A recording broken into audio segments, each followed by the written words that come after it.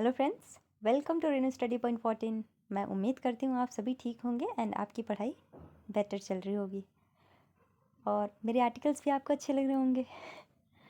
Sorry friends, आज का जो हमारा आर्टिकल होगा वो वर्ल्ड बैंक की रिपोर्ट आई है भारत में बढ़ते शहरीकरण पे। ठीक है, आज का आर्टिकल जो हमारा होगा इसी पे होगा। और एक चीज़ और कि इसके जो भी पीडीएफ है, आपको अगर पीडीएफ चाहिए तो मेरा एक टेलीग्राम चैनल है रेनू स्टडी पॉइंट 14, आप उस चैनल को ज्वाइन करें, आपको पीडीएफ वहाँ मिल जाएगा। इसके अलावा भी बहुत सारे जो करंटली मैगजीन्स हैं वो भी वहाँ पे मैं डाल देती हूँ, तो आप वहाँ पढ़ सकते हो। ओके, सो हम स्टार्ट करते हैं क्योंकि हमारा टॉपिक क्या है, भारतीय शहरों पर जो विश्व बैंक की रिपोर्ट आई है उसके बारे में हमें पढ़ना है। और आपको सोर्स भी पता है कि मैं किन स्रोतों का इस्तेमाल करती हूँ, तो वो इंडियन एक्सप्रेस है, द हिंदू है, पीआईबी है, जो आपके किसी भी एग्ज़ाम के लिए इम्पॉर्टेंट है। ठीक है, चाहे वो प्रीलिम्स सेक्ट के लिए हो या फिर मेंस के पॉइंट ऑफ व्यू से। सो स्टार्ट करते हैं। और एक चीज़ और कि लास्ट में क्वेश्चन देती हूँ, तो जो लिखना चाहें वो लिख के दे सकते हैं कमेंट में। और मैंने पहले भी बताया कि ज़रूरी नहीं है कि पूरा आंसर लिख के फ्रेम करके आप डालो, नहीं, आप पॉइंट एज अ पॉइंट उसमें डिस्कस करके मुझे कमेंट में दे सकते हो। ठीक है, लिखने की प्रैक्टिस करोगे तो आपको अच्छा प्रैक्टिस हो जाएगा।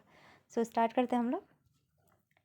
पृष्ठभूमि देखिए, विश्व बैंक की रिपोर्ट कहती है कि भारत के शहरों में सुविधाएं देने के मामले में निजी कंपनियों का निवेश काफ़ी कम है। साल 2036 तक देश की कुल जनसंख्या का 40% लोग शहर में रह रहा होगा या फिर रह रहे होंगे। ओके, क्योंकि फ्रेंड्स कल की जो मैंने वीडियो डाली थी वो वर्ल्ड पॉपुलेशन प्रोस्पेक्टस 2022 का डाला था कि आने वाले टाइम में भारत क्या होगा, चीन से आगे निकल जाएगा। तो इस तरह से, और ये भी है कि गांव से लोग शहरों की तरफ शिफ्ट हो रहे हैं, तो शहरों में भी कठिनाइयाँ बढ़ जाएंगी। ठीक है, तो इसी के ऊपर रिपोर्ट है। आगे चलिए। अभी चर्चा में क्यों है, क्योंकि विश्व बैंक रिपोर्ट के अनुसार शहरों में बढ़ रहा है बोझ और गांव हो रहे हैं सूने। ओके, अच्छा सा है, काफ़ी अच्छा लाइन है। देखिए आगे रिपोर्ट की मुख्य बातें।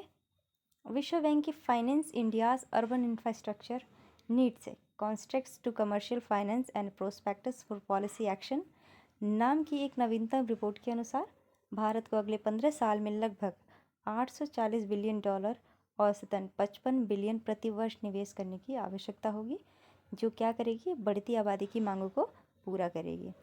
आगे देखिए, भारतीय शहरी क्षेत्रों के लिए पूंजीगत व्यय निधि के लिए आवश्यक कुल वित्त किसका कितना परसेंट भाग है, वो है देखिए 48% लगभग राज्य सरकारों से है, 24% लगभग केंद्र सरकार से है, 15% स्थानीय निकायों से है और शेष है आवास शहरी विकास निगम 8% से, सार्वजनिक निजी भागीदारी 3% और वाणिज्यिक ऋण 2% है। ये वो हैं जो इन क्षेत्र इसके लिए पूंजीगत व्यय होता है।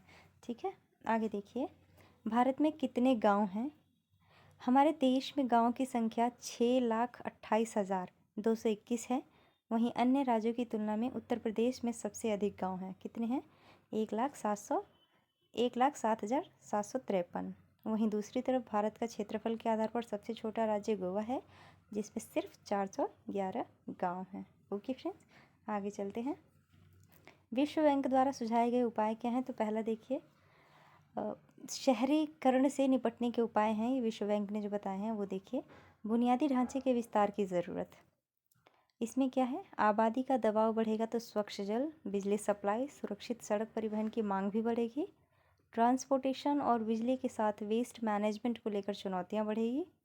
बारिश में बाढ़ के हालात बनने पर मुश्किलें और बढ़ जाती हैं। वहीं शहर में जनसंख्या के बढ़ने से कार्बन उत्सर्जन और घर बनाने के लिए स्टील और कंक्रीट का प्रोडक्शन भी बढ़ेगा। आगे चलते हैं।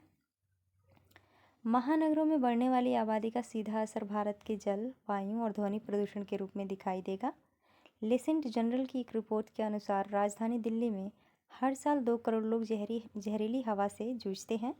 वायु प्रदूषण के कारण हर साल 17,500 अकाल मौतें होती हैं। ठीक है, आगे चलिए। अगला अगला जो पॉइंट है, निजी निवेश प्रबल जो उपाय है। विश्व बैंक की रिपोर्ट कहती है कि भारत के शहरों में सुविधाएं देने के मामले में निजी कंपनियों का निवेश काफ़ी कम है। वर्तमान में भारतीय शहरों की आधारभूत संरचना की ज़रूरतों का सिर्फ 5% ही निजी स्रोतों के माध्यम से वित्त पोषित हो रहा है। आगे देखिए, सरकार का वर्तमान वार्षिक शहरी अवसंरचना निवेश $16 बिलियन पहुंच रहा है। ओके, आगे देखिए। नगर पालिका को मजबूत बनाने की ज़रूरत है। विश्व बैंक में भारत के कंट्री डायरेक्टर अगस्टे तानो कॉमे ने इस गैप को भरने के लिए सुझाव देते हुए कहा कि देश को शहरों का स्मार्ट, समावेशी और टिकाऊ शहरीकरण के लिए बड़ी मात्रा में वित्त पोषण की ज़रूरत होगी। ये अगला पॉइंट था। आगे देखिए। उन्होंने कहा कि शहरों को सक्षम बनाने के लिए शहरी स्थानीय निकायों के लिए एक अनुकूल वातावरण बनाना होगा। यूएलबी को इतना मजबूत बनाना होगा कि वो निजी स्रोतों से ज़्यादा उधार ले सके। इससे ही एक बढ़ती शहरी आबादी के जीवन स्तर में सुधार लाने का स्थायी तरीका खोजा जा सकता है। आगे देखिए। शहरी एजेंसियों की क्षमताओं का विस्तार की ज़रूरत। ओके, अगला पॉइंट है ये हमारा। देखिए, विश्व बैंक की रिपोर्ट में बुनियादी ढांचा परियोजनाओं को बड़े पैमाने पर चलाने के लिए शहरी एजेंसियों की क्षमताओं को बढ़ाने की सिफारिश की गई है। आगे देखिए। अन्य में देख सकते हो आप, जो स्थानीय निकायों हैं उनको लेकर के ठोस नियम बनाना चाहिए। उसके अलावा global lead city management and finance world bank और रिपोर्ट के सह लेखक रोलैंड वाइट ने बताया कि केंद्र सरकार निजी वित्त पोषण तक पहुंचने के लिए शहरों के सामने आने वाली बाजार से जुड़ी दिक्कतों को हटाने में काफ़ी बड़ी भूमिका निभा सकती है। आगे देखिए। इसी रिपोर्ट में कई युवाओं का प्रस्ताव है जो शहर, राज्य और संघीय एजेंसियों द्वारा भविष्य को ध्यान में रखकर उठाए जा सकते हैं। इसके जरिए निजी वाणिज्यिक वित्त भारत की शहरी निवेश चुनौती के समाधान का एक बड़ा हिस्सा बन जाएगा। आइए इससे जुड़े हम प्रश्न करते हैं। इससे जुड़ा प्रश्न ये है, बढ़ते शहरीकरण से उत्पन्न समस्याओं की चर्चा कीजिए। साथ ही बढ़ते शहरीकरण के प्रभाव से निपटने के उपाय भी बताइए। ओके, अच्छा क्वेश्चन है मेंस के पॉइंट ऑफ व्यू से। तो आप इसमें करंट के शहरीकरण पर जितने भी डाटा आते हैं उनको भी ऐड कर सकते हो। और ये क्वेश्चन करंट से रिलेटेड है, करंट से पूरे डाटा को आप ऐड करके इसका आंसर को फ्रेम कर सकते हो। सो इंटरेस्टेड स्टूडेंट जो भी हैं, क्वेश्चन के आंसर फ्रेम करके आप यूट्यूब कमेंट में डाल दो। और इसके पीडीएफ के लिए आप मेरे Telegram channel Renu study point 14 को ज्वाइन करो। वहाँ पे आपको पीडीएफ के अलावा और भी काफ़ी सारे मैगज़ीन मिल जाएंगे और आपकी हेल्प हो जाएगी। सो मैं उम्मीद करती हूँ आपको ये आर्टिकल अच्छा लगेगा, और क्योंकि इसके कंटेंट बहुत ईजी लैंग्वेज में है तो आपको कंटेंट भी समझ में आएगा। So thank you. And video अच्छा लगे तो प्लीज़ मेरे चैनल को सब्सक्राइब करें और लाइक करें, कमेंट करें और अपने फ्रेंड्स में शेयर करें और उनसे कहें कि वो मेरे चैनल को सब्सक्राइब करें। Okay, thank you, have a nice day.